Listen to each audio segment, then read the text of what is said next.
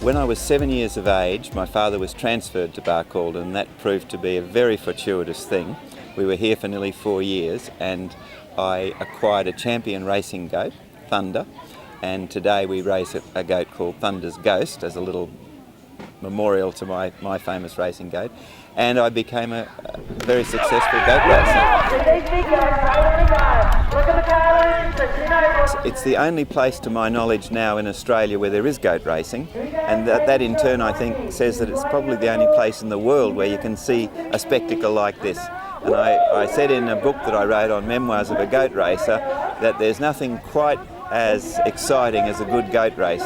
So this is the place to come if you really want to experience something unique and very exciting. I think to be interested in goats you've got to be a grown-up kid, so I don't think I'll ever change.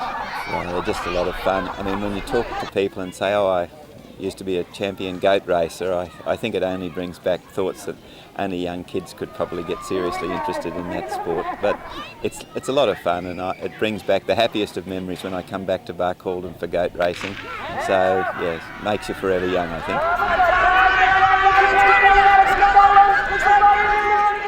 It's just been, I think, a lovely activity that engaged the kids and the family.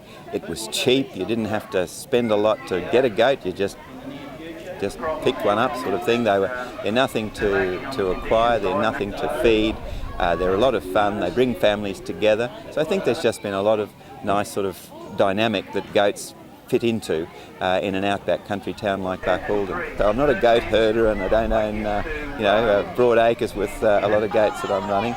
I don't think I'd really like to do that because I don't fancy the idea of eating my pet, and I think for me they've always been a pet.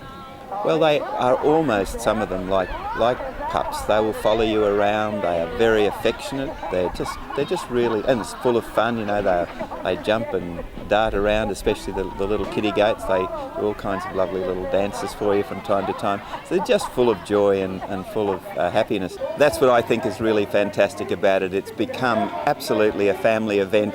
The kids get involved by whether they want to race a goat or not, just dressing the goats up, and they're the most fantastic get-ups, as you probably noticed. We were judging it, a couple of us, and it was very hard really because they were all deserving of a prize, the trouble they'd gone to, and there were some just wonderfully creative costumes for the goats and so on. So yes, it's just a lovely atmosphere, and it's family oriented, and I think there can't be too much of that. Oh look, I think the enthusiasm augurs well for the future of goat racing. If we can pass that spirit on from generation to generation, we'll be goat racing here in 100 years' time.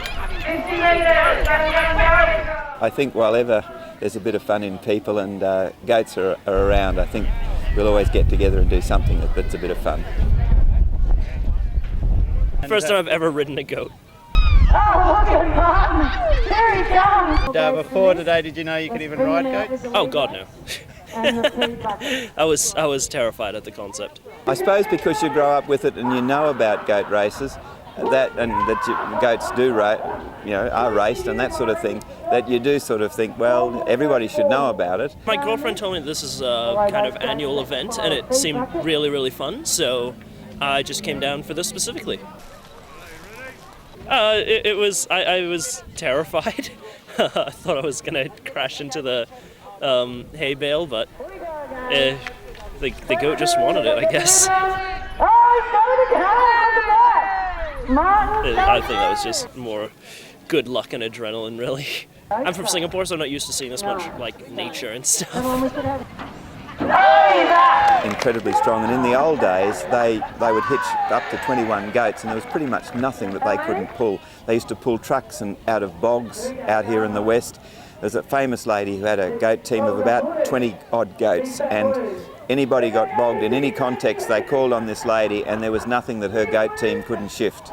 Years ago, the kids had them pulling water carts and firewood and that down, and they don't have any trouble. That goats are pretty unpredictable, so you can have a goat that runs extremely well in a heat, and they just decide to dawdle in the final, and vice versa. So it really is unpredictable. But they've got their own idea about what they're going to do at any particular time, and nothing's guaranteed. Second year for the Goat Expo, but we've been racing goats in its sort of modern iteration, if I could put it like that, since 2008.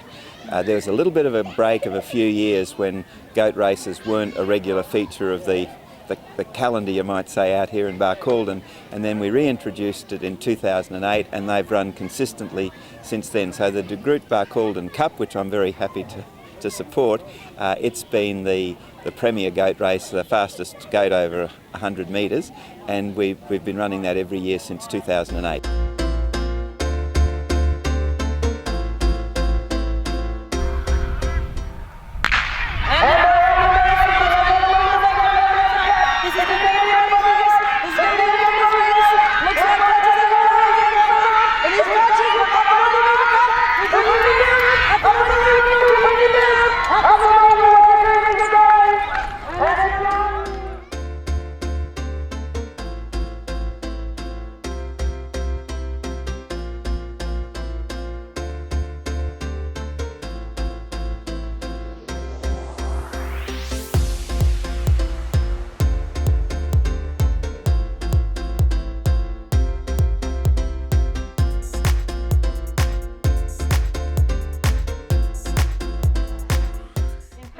In third place, I'll get it right, we've got Jeffrey Raptor's Bright Eyes.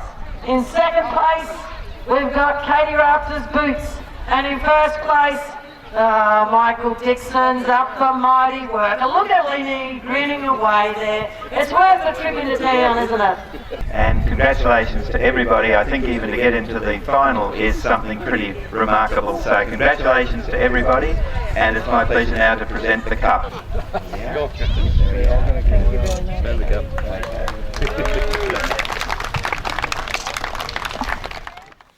Oh, I don't put a lot of preparation into it. Jeffrey does most of it.